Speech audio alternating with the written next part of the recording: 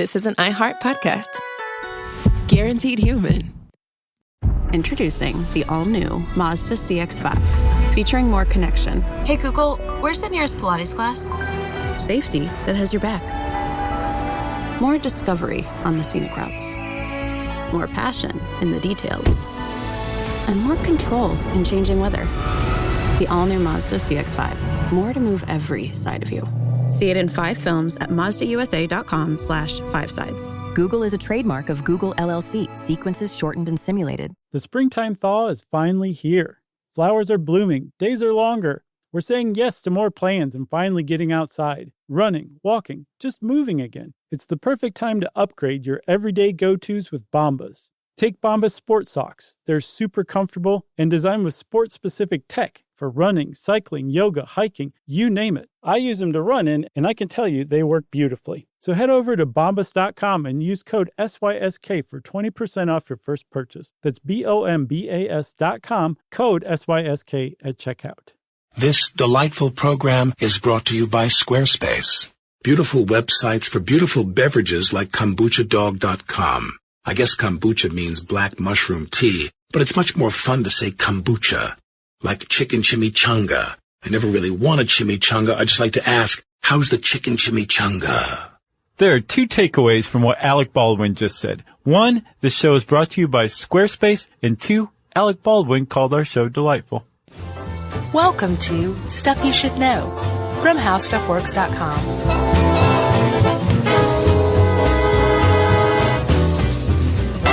Hey, and welcome to the podcast. I'm Josh Clark. There's Charles W. Chuck Bryant. Jerry's over there with post-nasal drip of some sort. And that makes this Stuff You Should Know. It makes this room the infection zone. Oh, Jerry, are you sick? No, she's not sick. Are you? No. Good. She's just snotty. That's fine, as long as she's not sick. Are you sick? No, man. How are you feeling? Great? Good. I'm tired. Are you? Yeah. Well, you're a dad. All dads are tired, aren't they? No. That has nothing to do with it. Oh, yeah? No. Why are you tired?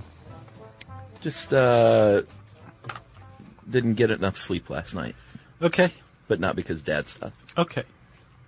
We'll leave it at that, everyone. How's that for building a wall? Let's back away from that question, shall we? Instead, Chuck, take my hand and let's wander off into the forest. This is pretty neat, I gotta say. I was excited about this because A, it's dense. Like a forest? B, it's cool. Like a forest? And C, it provides a great canopy over our heads.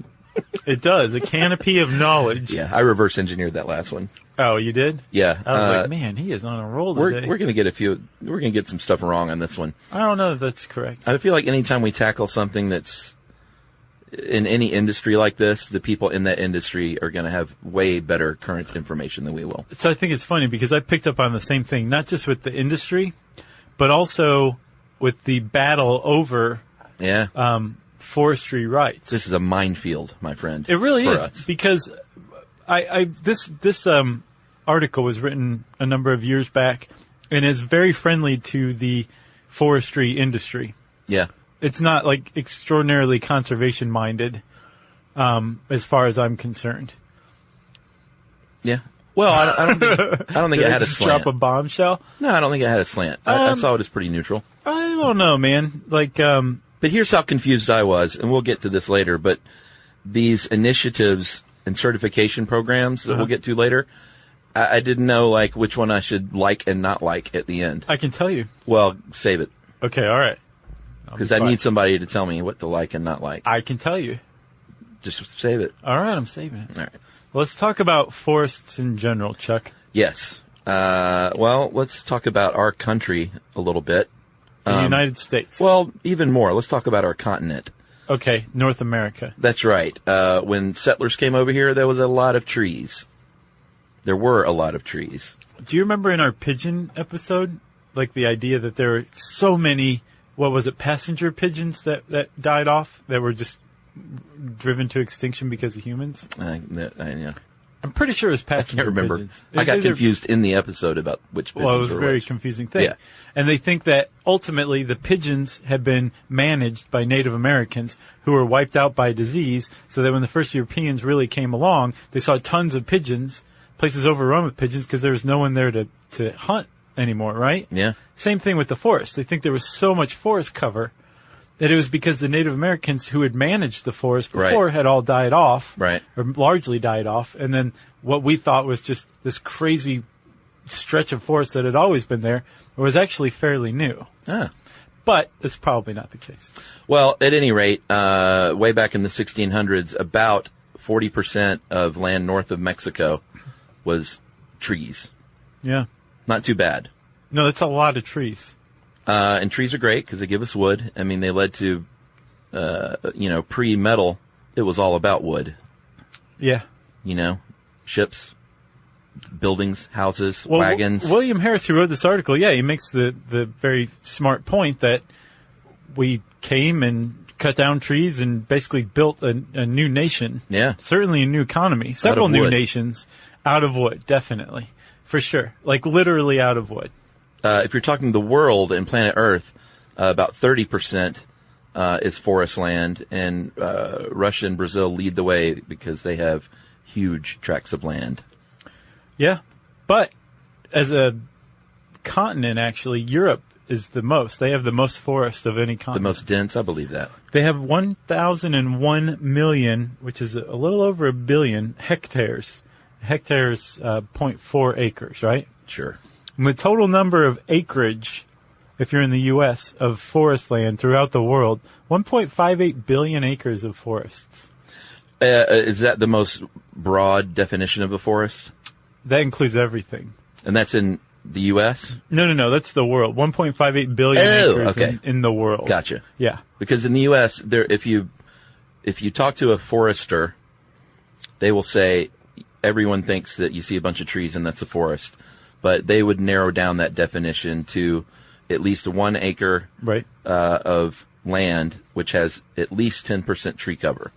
That's a good definition for a forest. I'm on board with that. Well, if you're talking that definition, then the U.S. Has about 750 million acres, 766 in Canada, Yep. and that's forest, my friend. Boom, we're done. Yeah. It was a minefield, but we navigated But it. this is about timber, and that's different than forest. It is different than forest. So a forest is that definition that you just said. It's an acre of land with 10% tree cover, right? Yep. Timberland is a type of forest land, but it has to have a certain amount of usable trees on it, or timber, Yes. to make it timberland, right? Yes. I grew up in a forest, actually, now that I think about it. Oh, yeah? By that definition, Nice. What was it called? it was called Chuck's house. Chuck's house? Forest. Yeah. I mean, it was, I think we had like an acre and a half, and most of it was trees. So more than 10%. Oh, yeah, easy. So you had a dense forest. It was pretty dense. That's awesome. Yeah. Did you learn to climb trees out there? No, but I used to get poked fun at because I didn't grow up in a neighborhood like most kids. It was just a street with like 6 houses in the forest. Who would make fun of you for that? What were they saying? Well, it's cool to grow up in a neighborhood when in the 80s. Hey, man, I grew up in a neighborhood in the 80s. It wasn't that great. I was jealous, man, because everyone else would sneak out at night to then go to their friend's house, and there were swimming pools and tennis courts and Movie community stars. centers, and it was just like me and my brother in woods. But I guess I can see. I got older, and everyone was like, dude, your house is awesome. You live out in the middle of the woods. Yeah, well, plus, you were lucky to have your brother to hang out with. He's a great guy. True. Yeah. Good point. So, I had a door that led out to the back porch when Yeah. I was growing up. It's like there's no sneaking out. I just opened the door and went out from my room Your to the parents outside. were just like, go ahead. Come and go as you please. No, I wasn't supposed to, but Right. there wasn't a lot of sneaking involved. There was opening the door and quietly closing it. You didn't have to. I always wanted to shimmy up a drain pipe to my room Have you shimmying up? or down. Down's a lot easier than up. I could have shimmied when I was 10 or 12, though. ain't no shimmying anymore. So people have sent in that Guideposts cover. Is that you? No. Okay. It's just some the other kid four-panel- from 1984 playing the trumpet. Yeah, I never played the trumpet. And Oh, I I never thought that wore was blue what you blocker said. sunglasses either. It doesn't look like you, but I was like, No, and it may not have been a 4-piece picture, but I think it was. Okay. Someone will find it. I hope so. Okay, so let's get back to timberland. Huh? Yes. Timberland is a forest that's capable of growing something like 20 cubic feet of commercial wood per acre per year. That's right. That's it. And people estimate 2/3 of our nation is forest land, and 502 million acres of that is timberland. Yeah, that's not bad. Not bad at all. No, so the key here, though, is, and this is where the big debate comes up, and we're not going to get into it necessarily now, but the key is that, yes, you can have a forest that is capable of growing 20 cubic feet of commercial-grade timber a year, but you also want it to be able to regrow. Yeah, sustainable harvesting. Right. So what you're after is what's called the net annual increase. This article calls it a net annual gain. That's wrong. Yeah. It's a net annual increase, which means that the amount of stuff you're growing in a given year is more than what you're harvesting tree-wise. What's the difference between a gain and an increase? I'm just saying the industry term. Oh, gotcha. Yeah. I looked up net industry gain, net annual gain. And they said, you must be city folk. Right. Idiot. It's increase. So it's pretty simple. You just want to take less trees than you're growing in a particular year, or that you have in reserve. Yeah. And, actually the United States has been in a net annual gain for decades now. Yeah. Like it's a real concern. It's a cause for worry that we over harvest trees. Well, we used to, man. That we deforest, but if you look at the historical data, we are growing more trees than we're taking every year. Yeah, I think the stat was since 1920, we haven't made anything worse. Right, and apparently, and since the 50s, we've gotten way better. I think though like 4 times the as good. 70s were like kind of bad, but I think that was like the transition decade. Yeah. Yeah. Yeah, what this made me really appreciate were early conservationists. Yeah, like in this Teddy country. Roosevelt. Yeah, because post-Civil War and during pre-Civil War even, people just sort of took what they wanted and did what they wanted with the land. Yeah. There wasn't a lot of foresight. And so early conservationists were really fighting an uphill battle back then, I think. So I just have a lot of respect for them. I do to too. say, you know what? I don't know if this is smart. What's going to happen in 100 years? I know you need your log cabin, Jebediah. What's mind-boggling to me is that that debate still goes on. Yeah, that's true. You know? But not even just with timber, with like climate in general, climate change, things like that. Agreed. All right, so if you're a scientist, you're going to classify forests usually by what kind of trees are there. For instance, a tropical rainforest, you're going to have broadleaf evergreens. A boreal forest, you're going to have needle-leaf evergreens. Then there's the temperate forest, which is like what we have here in the southeast. Yeah, and the U.S., there are 5 major regions: Pacific Coast, Rocky Mountain, North-South, and I love it. Alaska has its own region. Yes. Just because it deserves it. And there's a lot of trees up there. Yeah. And in fact, there's been a little bit of a scandal recently as far as Alaska and trees go. Oh, really? Yeah. Is that a tease? It's a tease. Okay.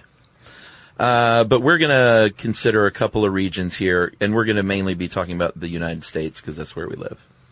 Yeah, but there are trees everywhere. Yeah, and you can apply this to a lot of places. But east of the old Mississippi is the hardwood region, and west is softwood.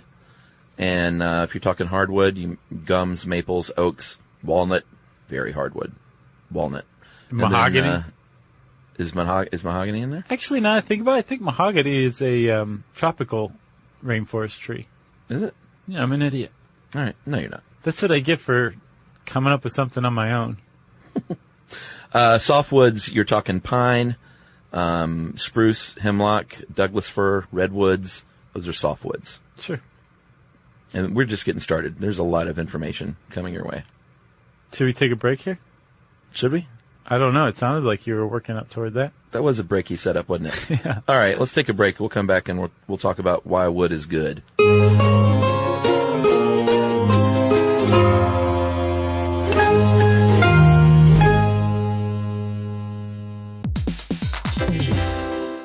Stuff You Should Know is brought to you by the Spam brand. Here's some sizzling hot knowledge for you. Did you know there's a blue can found around the world that's so beloved there are entire festivals dedicated to it? Are you talking about beer? No, It's Spam Classic, Chuck. That's right, and it's also delicious. That cultural icon went from the meat that won the war in the 1930s to having a museum dedicated to it. Today there are 12 mouth-watering varieties like teriyaki, tocino, and Korean barbecue flavor, just to name a few. And, of course, Spam Classic, all waiting for you to fry up into your favorite Spam dish. There's simple crowd-pleasing dishes like Spam Classic and eggs, or flavorful cultural favorites like Spam Musubi, a perfectly fried Spam slice on a bed of rice wrapped in nori. It's a sweet yet savory Hawaiian favorite. So, while we serve up cans full of wisdom, you need to sizzle up some Spam Classic and bring that crispy on the outside, tender and juicy on the inside goodness to your next dish. Spam brand, sizzle, pork, and Learn more and get sizzling at Spam.com. #1 hits, millions of records sold, awards, sold-out tours. You think the Jonas Brothers are satisfied? Nope. It's podcast time. We get to ask other people questions because we're sick and tired of being asked questions. Hey Jonas is available now, and their first guest is a big one, Paul Rudd. You know, Steve Carell is a great singer. Can he tell you not to audition for The Office or something? I told him. Whoa. We were filming Anchorman. Clearly, I was the idiot. Thank God he didn't listen to me, right? Listen to Hey Jonas on the iHeartRadio app, Apple Podcasts, or wherever you get your podcasts.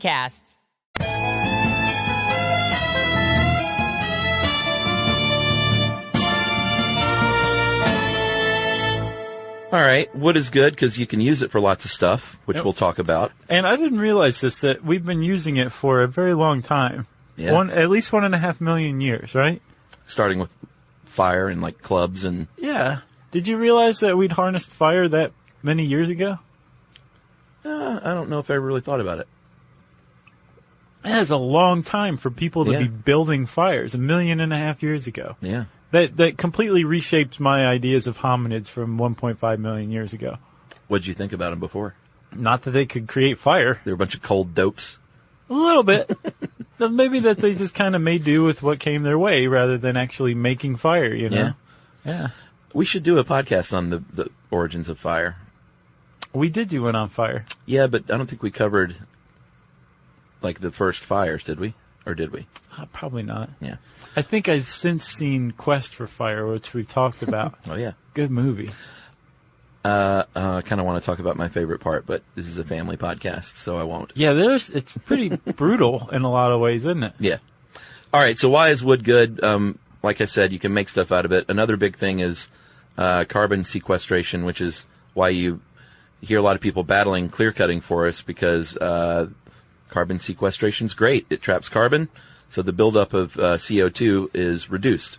Yeah, as a matter of fact, trees account for 70% of the organic carbon locked in the earth. Yeah, that's why that canopy is important. Right.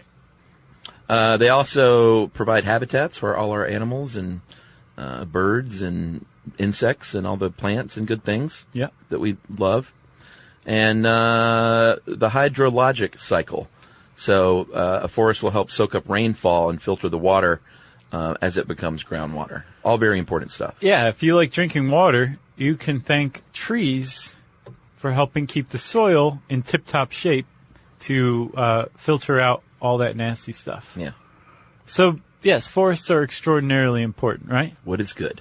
But you also can make pretty good use of it, too. Like, Sure. if you're a clever primate like we humans are, you can not only use it for fire, which a lot of people still do around the world. Firewood is still a huge use of wood, of timber around the world. Nothing beats a natural wood fire in a fireplace in your home. No, it's true. You know? But do you remember when we shot those Toyota videos at Carnegie Mellon?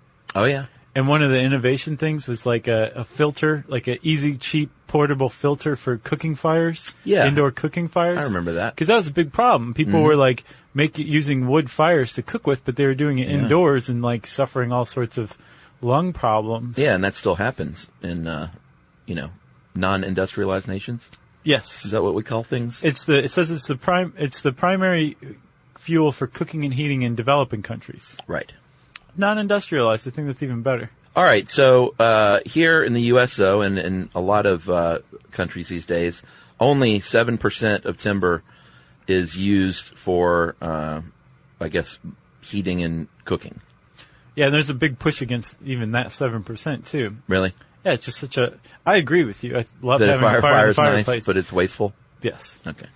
Well, I don't have a working fireplace, so I just like them. You just like the idea of it. Well, I want one, but I have one of those old, houses from the 1930s that it's expensive to get it retrofitted. Have you ever gotten an estimate on it?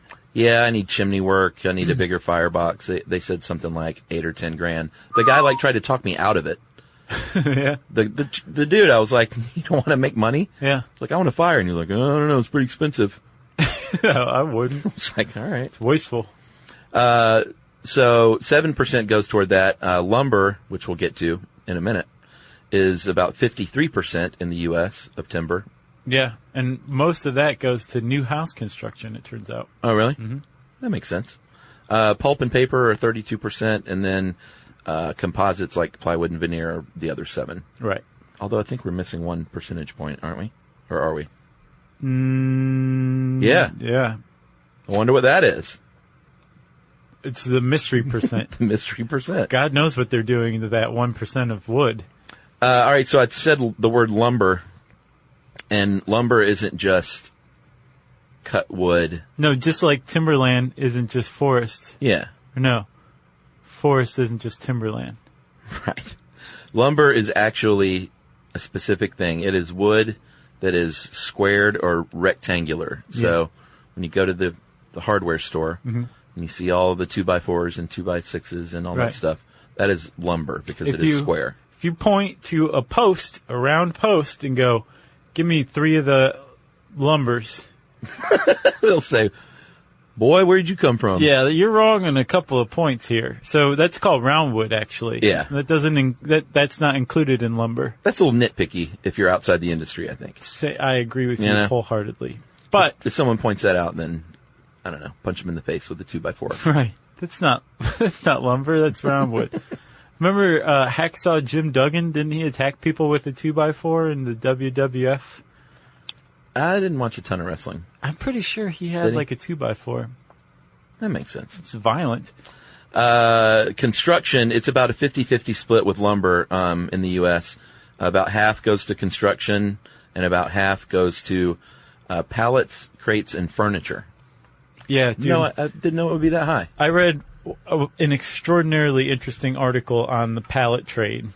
Oh, I'm sure there's like a whole cartel controlling pallets that people rebel against, and there's like pallet thieves and counterfeiters, and it's a really interesting article. I'll see if I can find it. I'll post it in the podcast page for this. Well, pallets, you can make a lot of cool things out of pallets, and a lot of people are finding other uses, so they think you can just go behind the grocery store and take them. Sure. So now a lot of places have big signs that are like, do not take these pallets. No, especially if they're blue. Like, that's stealing. If they're blue pallets, yeah, you can get the place where you stole them from sued. Yeah, that's the saying. If the pallet is blue, it's not for you. Because you'll get sued. That's right. Furniture, if you make furniture, you're going to like hardwood, like oak and maple, because it's durable and it has that lovely grain. And mahogany. That we all love so much. Right. But softwood is no slouch either. No, but pallets are used in hardwood too because it's sturdy. Right. But softwood's a different deal. No, and they usually use softwood for construction lumber too. Yeah. Because it contains fewer knots and things like that. And actually softwood is used, Chuck, more for construction lumber. Because you can make it long and straight. That's how you want your construction lumber, long and straight. Nobody wants like kind of a topsy-turvy house. Yeah. Maybe a crazy person, but most people don't. They want straight plumb houses. Yeah, although it's tough if you've ever done a home reno project to find straight lumber these days. Is that right? Yeah, you go in there and they all seem like they're warped and bent. And if really? if you're a amateur like me, it doesn't help you out any if your lumber's not straight. No, you want straight lumber. Like, I don't know how to make up for that, like my buddy Isaac in Kansas that helped me do my house. Right. He would go pick out stuff, and I would say, this is curved. He'd be like, I can account for that. Huh.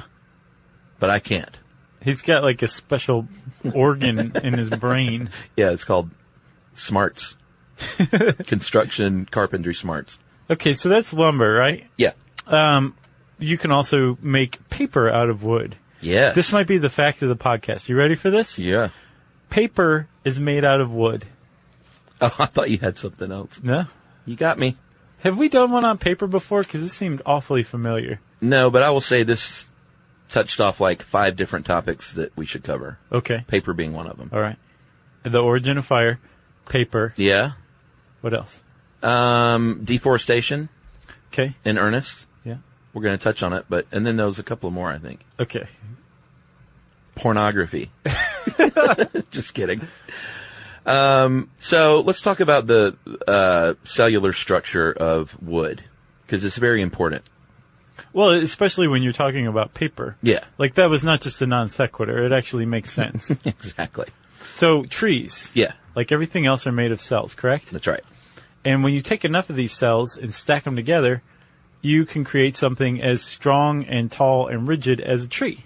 Yeah. But it takes a certain kind of cell to make a tree. Yeah, the cells, if you think of the walls of the cells, they make the tree strong, and there are a couple of chemicals that make up these walls, cellulose and lignin.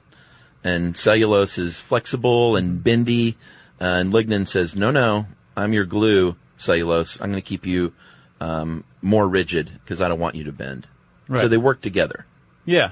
To make whether it. Cellulose likes it or not. Yeah, I always wondered about that. It has to go along with it. It's like, I wanted to bend, lignin. Get out of my face. Right. Lignin's like, no. No coloring outside the lines. So if you separate those things, which we've been doing for a long time now, you can get those cellulose fibers and actually make something called pulp, which will eventually make paper. Right. And you can form it into a mat, press and dry it, and bleach it and turn it into paper, like you said. You can also make other stuff, too. Technically, fiberboard, you know, the stuff that they use to put on the backs of dressers and things these days? Crud? Yeah. That's actually made from paper pulp. Yeah, or MDF. wood pulp, I should say. If you're at another hardware store and some guy that works there, or lady, says, what you want to use is MDF. What's that? Medium density fiberboard. Okay.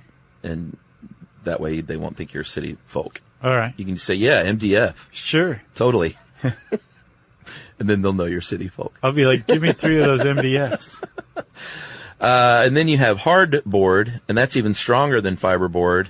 And it's just, I think it's harder because it's pressed together with so much pressure, it's more dense. Yeah, a fiberboard is pulp and glue pressed together. Hardboard is the same thing, but pressed together, like you said, under pressure. And then, completely different, actually, although it does seem like it would bear a pretty striking resemblance, is particle board, right? Yes, these are composites. Plywood and particle board are both composites. Right. But they are different. The difference between MDF and particle board is MDF is, particle board is cheaper, and it's made out of sawdust. Whereas the MDF is made of actual fiber. Right, out of pulp. Yeah. Does that make sense? Yeah. Like, Chuck, you realize that Stuff You Should Know has hit such a stride that we're talking about particle board. It just hit me. Plywood is when you take, if you look at plywood and on the side of it, you'll see that it's a lot of little veneers pressed together. Yeah, that's what they're called. Yeah. Veneers. Veneers. Plywood's great, but if you really want something that's just as tough, just as durable, but cheaper, you're going to go for the oriented strand board. OSB, baby. Which is basically like plywood made out of particle board. Yeah, and it's all but replaced plywood in construction these days, home construction, because it's cheaper, it is stronger and more durable, and I was wondering why it was stronger, and it's because it comes from, it's right there in the name. It's oriented. The specific orientation of the wood strands makes it stronger. Oh, okay. So it's not just haphazardly tossed together and pressed, I guess. By God. Specifically oriented. Right. Invented in 1963. By man. Yeah, in California, I think, actually. Nice. Yeah. So your OSB, if you go into your hardware store and they'll say you either want MDF or OSB, say, I know what I'm talking about, so don't try and trick me. Right, I didn't just fall off of the turnip truck. Of the lumber truck. Right. All right, where are we now? Are we harvesting yet? Yeah, so to get to this point, to get to all this wonderful products of timber, man, I have a lot of trouble not confusing lumber with timber. That's right. But lumber is timber. Timber is not necessarily lumber. Right. That's what I was taught as a young boy. So when you harvest timber, there's a couple of approaches, right? And, there's several approaches, but they really fall under two umbrellas. One is the take everything to hell with ecology approach called clear cutting. Yes. That is, all these trees can make some money. Ergo, I'm going to cut down all of these trees. Yeah, typically over 5 acres is a clear cut. Yes. Anything under that is called a patch cut. Okay. Although people disagree on that definition too. But the suggestion is that under 5 acres, an area that small could recover being effectively clear cut? I'm not sure it has to do with recovery. Oh, it has to do with the amount of money you made? I don't know. I'm not sure. All right. Well, with clear cutting, you just go in and you cut down everything. It's pretty straightforward, really. It takes slightly more thought to come up with a good, what's called a silviculture approach.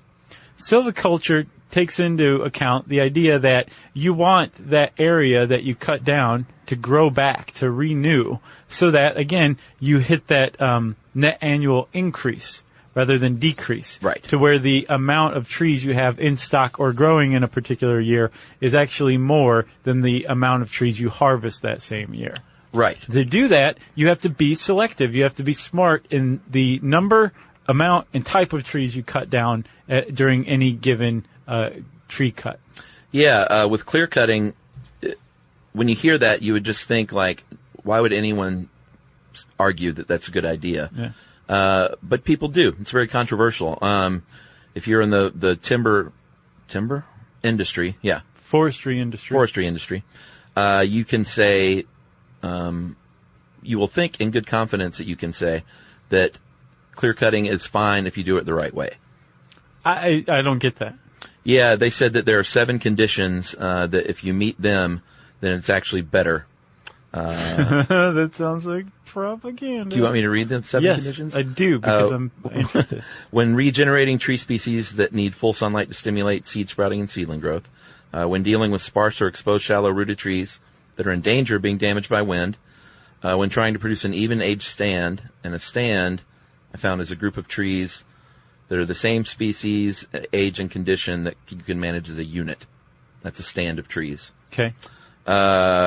When regenerating stands of tree species that are dependent on wind-blown seed, root suckers, or cones that need fire to drop seed.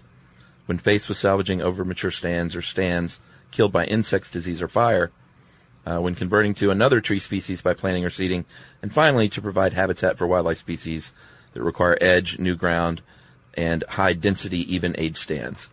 I couldn't make sense out of any of that. Well, one of it really stuck out to me, and it was that it for when you're cutting down an entire area that's been hit by pests or disease. That one makes sense to me, especially if you're trying to contain an epidemic. Yeah.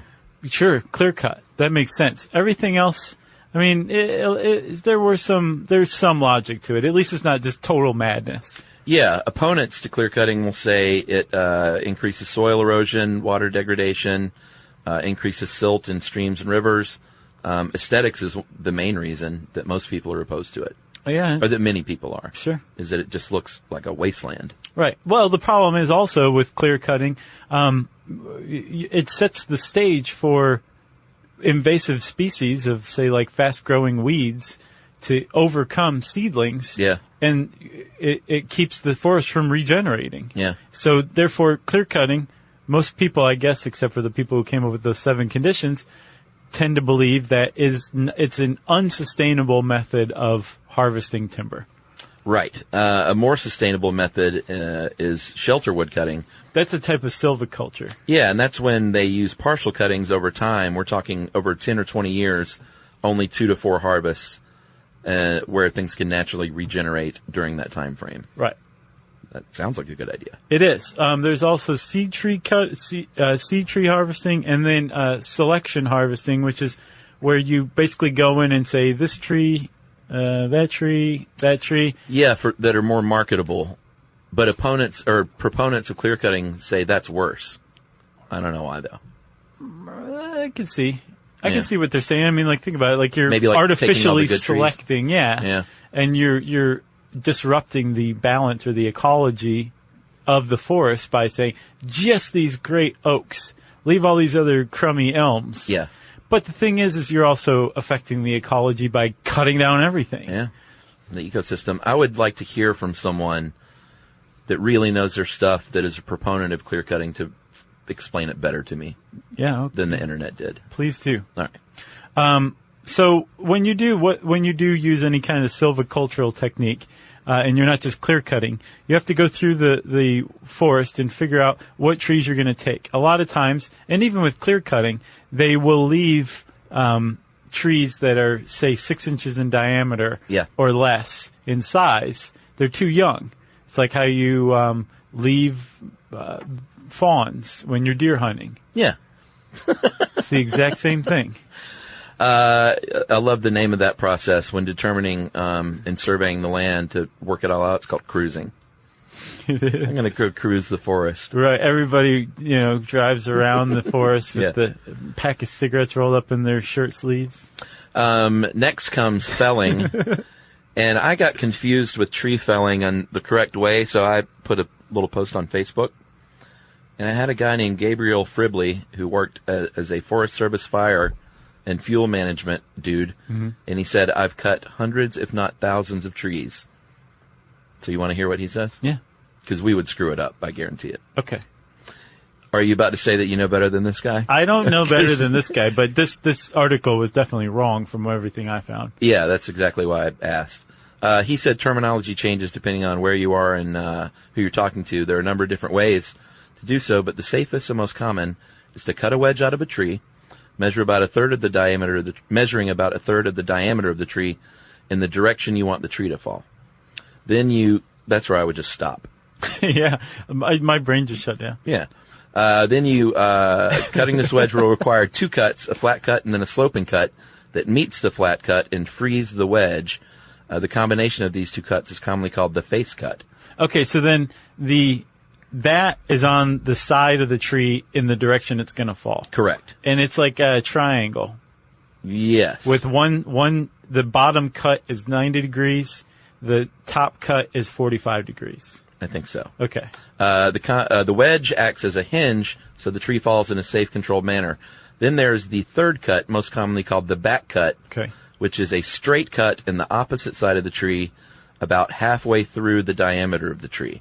Maybe a little more. And that's about 2 inches above the bottom cut on the other side. Okay. From what I saw. And he said, ideally you want to leave 20% of the diameter of the tree intact between the back cut and the wedge, and that's called holding wood. And I think he said holding wood is just what it sounds like. It holds the tree together to make, like, it's not coming down on your head, basically. Mm-hmm. It holds it together until you're ready.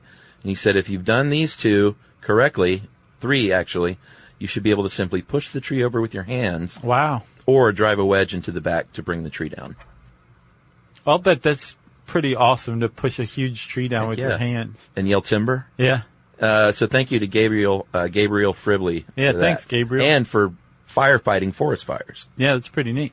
Or starting them. Oh, come on. No, the Forestry Service does controlled burns. Oh, yeah, I thought you meant because there have been cases where they've found arson and it was actually a fireman. Or his mother. Firefighter. Do you remember that? No. There was a dude who was a wildfire firefighter who was not getting enough work because there weren't many wildfires. I think that's what I was thinking. Was it the mom? The mom went and set a fire so that her son could make some money. God bless her. Not really, but the mom that just wants to take care of business for her son. Right. That's nice. So, Chuck, you've gone through, you've cut a bunch of trees. Yep. The first thing the loggers do is they hop all over the trees and go hip, hip, hip, hip, and they cut all the limbs off. Yes. Right? That's called bucking. Yep. And then once you've got the tree bucked, you cut it into huge logs. Yep. From top to bottom. And then you tie the logs up or you chain them to a tractor and you skid them along a skidding trail. That's right. To what's called the landing area.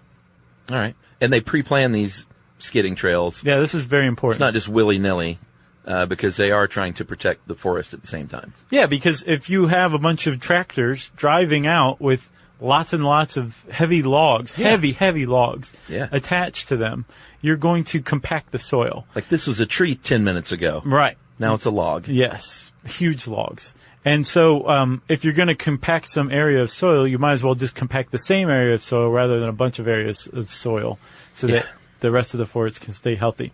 And when you get to the landing area, these logs are going to be basically graded and sorted. And some of them are either going to be sent straight to the pulp mills to be created into paper. Those are cruddier logs, generally. Right. Or fiberboard or something like that. And then others may be sent, and the higher grade stuff will probably be sent to sawmills. Right. Or concentration yards. Right. Which are basically the second stage of these landing areas where these people say, we're going to put all this specific species of trees over here. Yeah. Because this one sawmill likes only oaks, so we're going to send them their oaks. Right. So either the landing area goes directly to sawmill, or there's that extra step of the concentration yard in there. Yeah, and if this sounds dangerous, it is. And depending on what year you're looking at, logging is either the one or two, aside from commercial fishing, most dangerous job in the United States, at least. Either way, you can find documentary television shows about these professions on Discovery Channel. That's right. Check your local listing. And other channels. This past year, I think it was commercial fishing. Airline pilot was number 3. I find that very unnerving. Yeah, right? Yeah. That's what I thought. I thought planes didn't crash much. What's up with that? I don't know. Well, my fear of flying just came back. Farmers and ranchers are 4, in case you're wondering. Mining machine operator. Then roofers, sanitation collectors, which I thought was interesting. Are you sure it's not like military jet pilot? Dude, soldier wasn't even listed in the top 10. An airline pilot. But, like I said, I think they go by deaths in that previous year. I don't care. So it probably depends on if we're at war or, Okay, but airline pilot was still in there. It was, dude. And then truckers and industrial machinists. Especially ice road truckers. Probably. Yeah, for real. I'm sure among truckers that they probably have the higher mortality rate. Well, you were shilling for Discovery. I think that was on History. Oh, okay. You're shilling more for Discovery now than when they owned us, which is weird. It is weird. What do you think Podcaster is? Podcaster, pretty cushy, unless apparently you're on a commercial airline. Like a 1 in 10 million chance of death? Yes. If you're a podcaster? An on-the-job death? We could figure that out if we knew what math was. I'm trying to think if, how we would die from doing this. Flying somewhere to do a live podcast, probably. Right. I would say if somebody locked the door and Jerry started a fire in here, right, then we could probably die from podcasting. Or actually, in our case, it would be if Jerry finally snaps and just murders us both. I don't know. I think we could fend Jerry off. So, Chuck, once the stuff hits the sawmill, we'll go there. We already kind of hit the pulp mill. Yeah. Which stink, by the way. One of the foulest smells on earth is Are those, paper like can I just say egg fart? No, way worse than that. Oh, I thought it was like that real sulfury smell, no? That's well water down in Florida. Okay. This is it's its own smell. All right. You've surely smelled it before. You ever been to a chicken farm? Okay, you're right. That's not funny that either. might be the worst smell of all. Didn't you used to work on chicken farms doing software or something? Yeah. Not on farms. Oh, okay. But other people in our company would go to the farms and teach them how to use the software. It smells so bad. Which is, imagine that job, teaching these people that have been literally counting chicken heads for their entire life, teach them how to use the computer to do it. Yeah. They were not receptive many times. Talk about hunting and pecking. Yeah, there was a lot of hunting and pecking. So, at the sawmill, right? Yeah. When you're cutting up, when you get a bunch of logs, you're like, these are some good logs. Yeah. But I can't do much with this bark. You can use mulch, that kind of thing. Sure. And actually, bark, I didn't realize this. Bark represents basically one of 2 organs of the tree. Yeah, There's actually 3. Should we talk about the inside of a tree a little bit? Yeah, I thought this was interesting. Yeah, me too. So the bark is the phloem. It's the sugar conducting cells. Phloem. And basically it just provides energy. It transfers energy throughout the tree. Yeah, it's like the internal piping. Part of it is the phloem. Yeah. And there's that one Bugs Bunny song it makes Like, that Bugs Bunny assembly line song? I never remember the... Totally. Powerhouse? Power something. Yeah. So that's the sound that makes if you listen very carefully in a forest. True. There's another set of internal piping, the tissue called the xylem, and the xylem carries the water up and down the tree. Right. And they are well suited to do so because they are like pipes. They are shaped like piping. Right. So the phloem, that's bark. Yeah. The xylem, that's the wood inside. And in between the two, you have a thin layer that's basically stem cells. It's called the cambium. Yes. And the cambium produces phloem and xylem cells. And it produces xylem cells inward, right? Yeah. So the part of the tree that's closest to the bark is also the youngest. Yeah, the heartwood. No, that's in the inside. center. Yeah. That's the sapwood. Further inside, deeper into the tree, that's the older xylem. And that's the heartwood. It's just the oldest part of the tree. Yes. And when a log gets to the sawmill, they're going to basically separate those two things because there's different uses for sapwood and for heartwood. But the first thing they're going to do is get rid of the bark. Yeah, they put it in a debarking drum, and it's kind of like a nightclub. It just kind of everything rubs together. Yeah, they put several different logs in and let the logs rub their own bark off of one another. Yeah, they put on a little music. It's pretty horrific. Maybe if you a foam think of machine, it like you're a tree, and all of a sudden you have a naked tree. Right. Strip the skin right off of it. Then that bark can become mulch and what else? Oh, fuel. Fuel? Pretty much it. Okay. Decorative mulch and fuel. But once you've got that naked log, you're all set. So you want to cut the sapwood from the heartwood because the heartwood is extraordinarily strong, and you use it for posts and timbers and beams and things like that you really are going to put a lot of weight on. Yeah, flooring sometimes. Right, sometimes. And actually, there's another article I read once about this, this commercial diving company down in Central Florida. Yeah. That their whole job was they would go down in the swamp and raise old cypress logs. Oh yeah. From the 19th century that have just been down there since then. Yeah. And they sell them as reclaimed original heart of cypress for flooring. People pay mind-boggling amounts for. Oh, I'm because sure. this log was felled, 100-something years ago. Yeah. And it just sank. It happened to be one of the ones that sank, and they couldn't do anything with it back then. There were so many cypress trees that they just didn't even bother with those. So now these guys go down and dive and identify them and raise them up and then sell them. That junk is heavy. Yeah. And actually, that perfect time to mention my buddy Jason from Damcaster Guitars. Uh-huh. He built me a custom Telecaster replica, Nice. and they used old wood from a dam in Georgia that had been underwater for 100 years. That's really cool. And this thing it's the heaviest guitar. It's beautiful, Mhm. but it's tough on my back. Is it? Yeah. Is it worth it though? Yeah, man. It's gorgeous. And the wood they get is really just heavy and dense and gorgeous wood. And they got this big load of it from a dam that they tore down in, I think, Columbus, Georgia. And so they've got all this wood now that they're making these sweet guitars out of. What'd you name your guitar? I haven't named it. I don't really name my guitars, although he wanted me to. Yeah. You gotta name your guitar. I got 4 guitars. They're 1 through 4. No. You should name one Joni and one Chachi at least. All right. And one. And always keep them right next to each other. And one Fonzie and one. Ralph Mouth. No, who was Fonzie's leather Tuscadero? Yeah. Pinky Tuscadero. Well, they're sisters. So was Pinky the younger sister? I think Leather was the one that looked like Joan Jett, and Pinky surely. was the one that looked like a bombshell model. Had the pink sweaters and the big poofy hair. So which one did he date? I think he dated Pinky. Okay.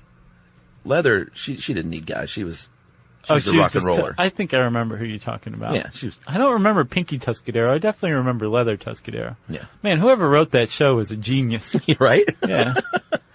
Well, what they're doing is they're satisfying everyone. They're like, you like the ladies rough and tumble, or you like them dressed up in pink with poofy hair? Right. Do you like them with an Italian name? Right. Where are we? Have we debarked? We're in Yeah, we 1950s Milwaukee. Right. Yes, we have debarked to answer your question. Okay, so we've debarked. You got a naked log. If it's going to be paper, it's going to go to a chipper. which cuts the log into little squares, about 2 inches by a quarter of an inch thick. And they're going to mix those chips up with chemicals and stuff. They're going to put it in a digester. It's a big pressure cooker. And that is what separates that cellulose from the lignin that we talked about earlier to get your pulp. Yeah. Just want to get that lignin out of there. Yeah, and it's wet. It's fibrous.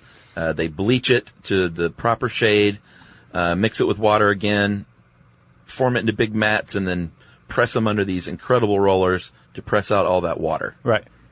And then there you go. You've got what will be paper. Right. And if you're making lumber, you send your log to the Scooby-Doo head rig is what it's called. Yeah, man, those things are awesome. The thing that people are always tied on going toward. Oh, yeah, sort of. And it just cuts the log in half, or it cuts the edges off and maybe like just cuts out the heart. Yeah, just sort of roughs it out. Right. And then you have a couple of other types of saws. There's a trimmer that squares the ends. And before that, you have an edger, which creates the edges for your lumber. Yeah. And then, of course, there's a whole other process involved in making roundwood, a.k.a. posts, which are not lumber. Evidently. Your heartwood is going to be older, obviously, because you know how you can tell a tree by the rings, those inner rings that we talked about, right. The xylem. Right, and as the cambium is creating more xylem cells, they're going on the outside of the heartwood. Yeah. And the tree is growing outward. And there's going to be more knots in that heartwood, too, from branches past. It's sturdier, but a lot of people would also be like, I don't want to see knots.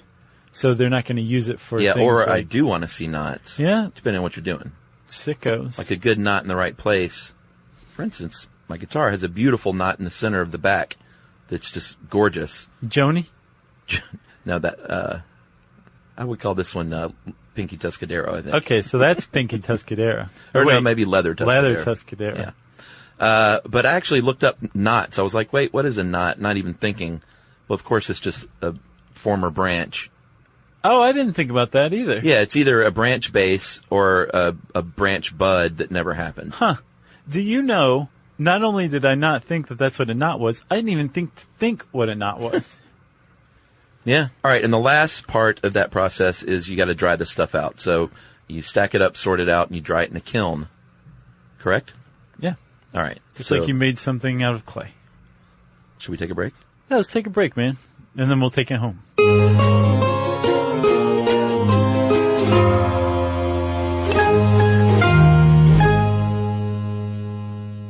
Brought to you by the Spam brand.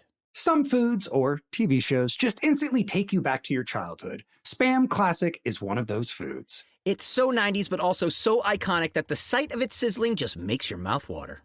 Back then, we had Spam Classic, but today, there are 12 irresistible varieties to choose from. It's like picking your favorite Boy Meets World episode. Impossible. There's Korean barbecue flavored, jalapeno, and 25% less sodium, just to name a few.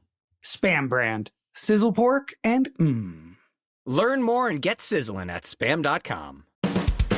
Hey, it's us, the Jonas Brothers, and guess what? We have some big news. What's the news, Nick? Huge news. We created our own podcast called Hey Jonas. We invented a podcast? Well, we didn't invent it. We just contributed to it. We're the first people to do podcasts. Pretty wide range of podcasts that are out there. But this one's extra special. So how do we actually come up with the name Hey Jonas, guys? I honestly don't remember. I think it was on a call about what we should call it, and we were thinking originally calling it one of the early names of our band before Jonas Brothers. This is how you guys remember it going down? Yes. I have a very different memory of this. We were talking about a bit for the podcast where people could call in and say, Hey Jonas, and then I wrote down on my little notepad, Hey Jonas, and offered it up as a potential title for the podcast. Yeah.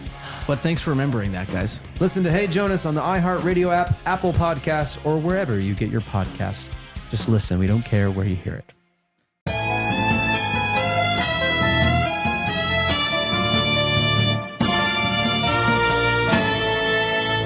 So, Chuck, you kind of mentioned like early conservation folks that you were in awe of. John Muir, Teddy Roosevelt. Yeah, John Muir was a cool weirdo. Yeah. And these people, they reacted to this rampant deforestation that was going on. Like, there was a significant amount of logging that happened between the 17th century and the mid-19th century. Yeah, right? up to 30% of the original forest land by the end of the Civil War was gone. Yeah, and we're That's talking about 1 billion acres. Wow.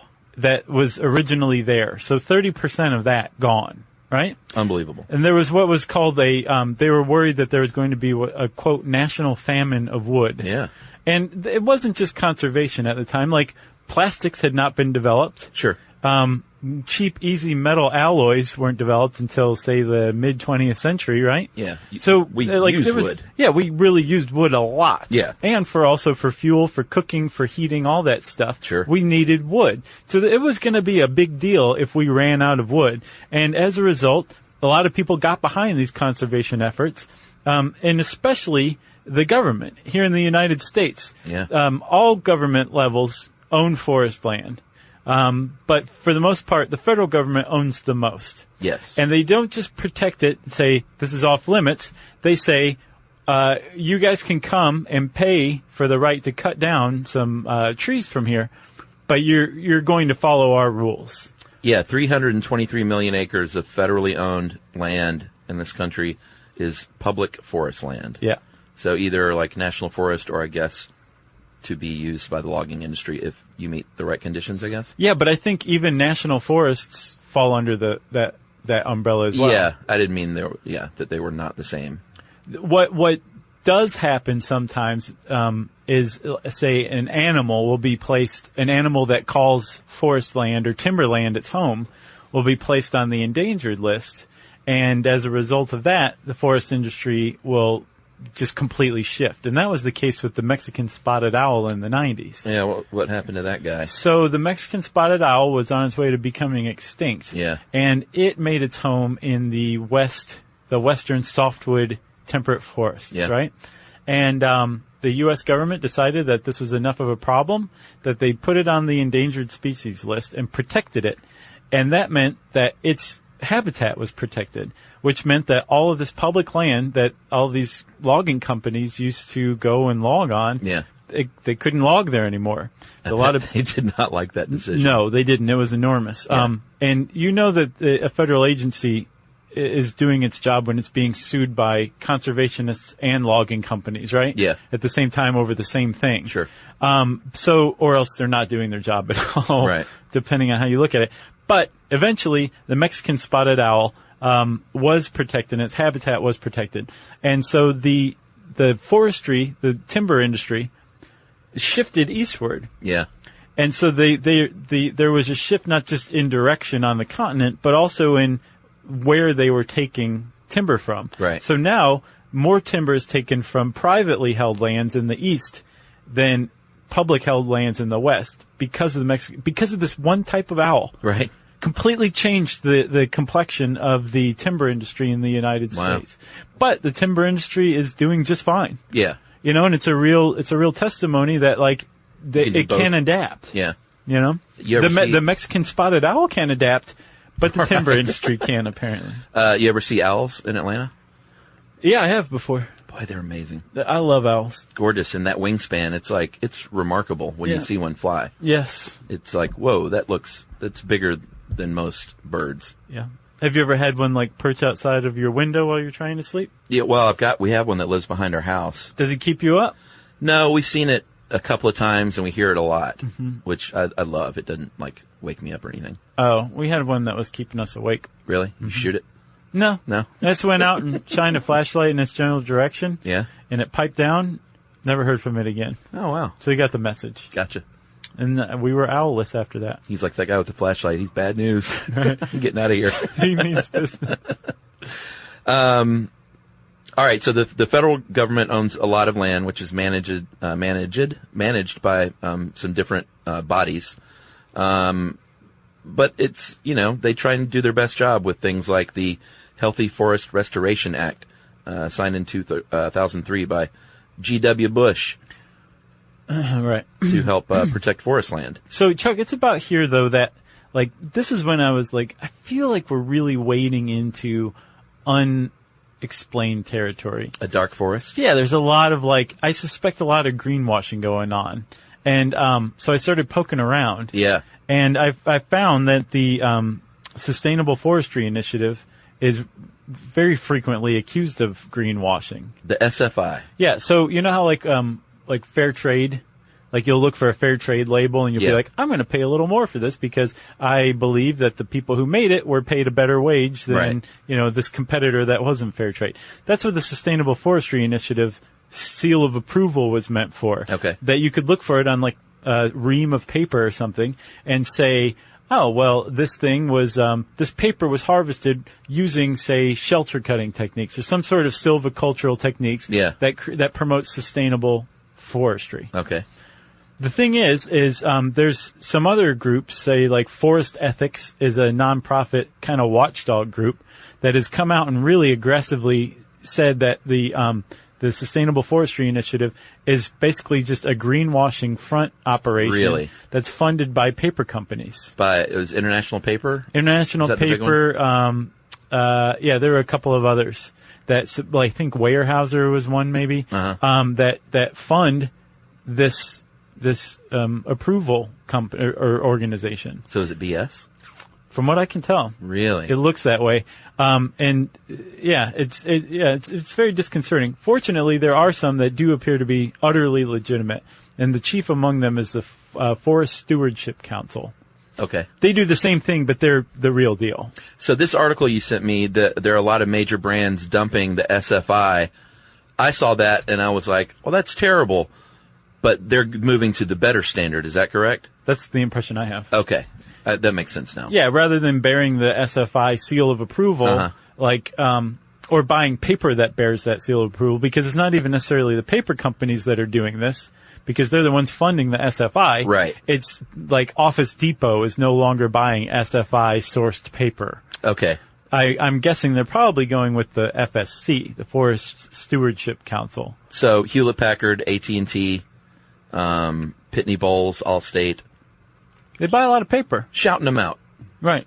Because they're doing the right thing, it sounds like. Yeah. That makes more sense. I was confused. I thought they were dropping the SFI, which was a good thing. But, this is all clear now. Right. Thank you.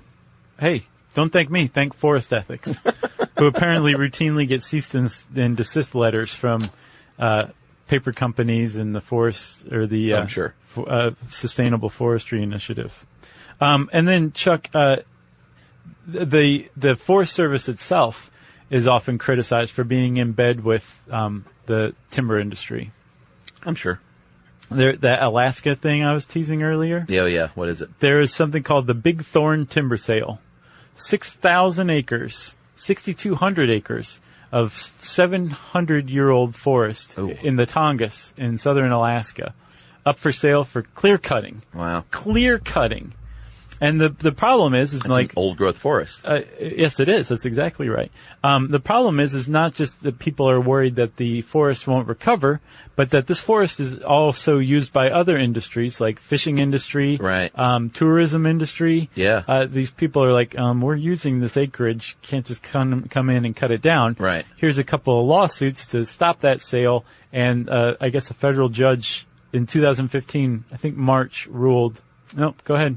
You're well within your rights. Wow. May be disgusting, but go ahead and sell 6,200 acres of old growth forest in Alaska for clear cutting. With the presumption that it will go to a logging company? Yes. You'd be great? As if Warren Buffett bought it. Right. Said, I'm going to build a small house in the middle of it, and that's it. That guy should wear a cape. So, deforestation is a thing, and I agree with you. We should definitely do an episode just on that, right? Yeah. But that's not the only threat to the forests of the world. No. It is a serious threat, but Sure. man-made threats are not the only threats. No, there's a few more natural threats. Insects, of course, specifically invasive species like the Eurasian gypsy moth came here in the 19th century, and when it's a caterpillar, it eats the leaves of hardwood trees. Yes. Like a lot of them. Yeah. To the tune of, since 1930, defoliated more than 80 million acres. That is so many of trees. East Coast forest. Yeah. 80 million acres. Just on the East Coast. This little caterpillar. Yep. So that's an insect. Disease is a problem. I know here in Georgia, we've sudden oak death is a big problem. Yeah. And since it was originated in found in 1955, 95. discovered. What'd I say? 55. Oh, a full 40 years after that. 95. Yeah. I remember when this happened. It was probably Clinton's fault. It was Clinton's fault. Since then, it's killed more than 1 million oak trees. Yeah. That's no gypsy moth, but that's a lot. No. And then, lastly, invasive species are a real problem. Kudzu, that was the other one I want to do. Yeah. Oh, you want to do one on kudzu? Heck yeah. So, kudzu is a great example of an invasive species. It's a non-native, fast-growing vine that I think it's native Japan, has plenty of natural predators that like to eat it. Sure. Right? Here in the United States, in the southeastern United States, where it was given as a gift by Japanese businessmen in the 30s, it doesn't have any natural predators, and it just grows like crazy. Oh, yeah. And the problem is it grows up and over trees and creates its own, it uses the tree's structure and then creates its own canopy around it. Amazing. It basically creates a Dyson sphere around a tree. Yeah. But it's a reverse Dyson sphere. Right. It's accepting the sun from the outside rather than harvesting it from the inside. Tree death is what it means. I know. Don't you hate seeing that? Like, I just shake my fist at kudzu. Like, get off of that tree. Just stay on the ground. But do you ever take time to go out there and with your scissors, Josh? Yes. And cut it off that tree? Very frequently. Mile-a-minute weed is another good example, apparently. Another Asian import that has choked the mid-Atlantic region. I guess the lesson here is if an Asian business person ever gives you a non-native plant as a gift, smile politely. Say thank you very much. Uh-huh. Also, don't make eye contact. All right. And say thank you very much, but I cannot accept this gift. But would you like to go have a lovely sushi meal? Nice. You got anything else? I got nothing else. So that is timber. If you want, go type that word into the search bar at howstuffworks.com. And since I said search bar, it's time for listener mail. I'm going to call this coolest tattoo I've seen in a while. Hey guys, listen to Satanic Panic today, and I loved it. I love that episode, by the way. That's a good one. Yeah, we got some good feedback. Jerry's even nodding. She hates most of what we do. She's not even aware of most of what we do. She was born in 1982, this writer, and she says, I remember family members talking about parts of our home state of Kentucky that were lousy with Satan worshipers. One of the things I liked best in the episode was when you talked about the influence works of fiction had on superstition. Made me think of how I've encountered this in my own life. I have a great love of Ouija boards. And in fact, I don't think she's heard the episode on Ouija boards because she didn't reference it. Oh, that was a good episode, So, too. Carrie, we did an episode on that. You should listen to it. I think they are pretty and I have great memories of playing with one as a kid.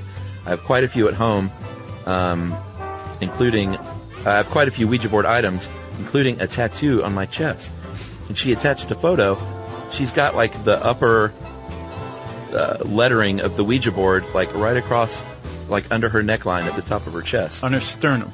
Yeah, like when she wears like a dress with that exposed, right? It's just lovely looking, like cool. That font and everything. Yeah, I saw the photo and I thought it was really cool looking. Nice. But of course, people are going to say like, "What's up with this girl?" Yeah, she's into Ouija boards. This has led to some very interesting conversations, of course, with people. A lot of people really like it, like me, but some have been a little freaked out by it.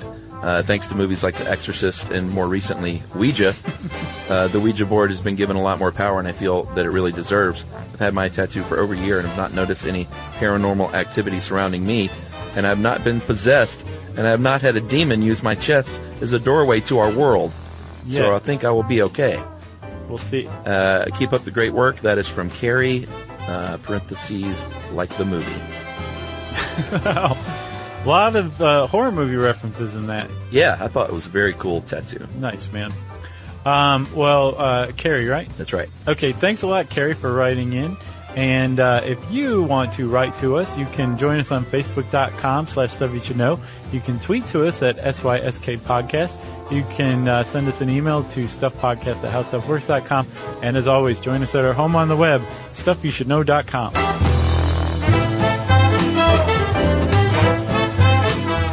For more on this and thousands of other topics, visit HowStuffWorks.com.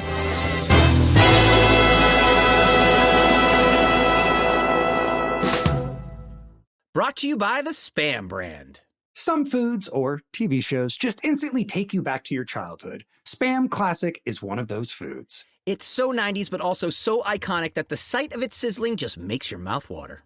Back then, we had Spam Classic, but today, there are 12 irresistible varieties to choose from. It's like picking your favorite Boy Meets World episode. Impossible. There's Korean barbecue flavored, jalapeno, and 25% less sodium, just to name a few.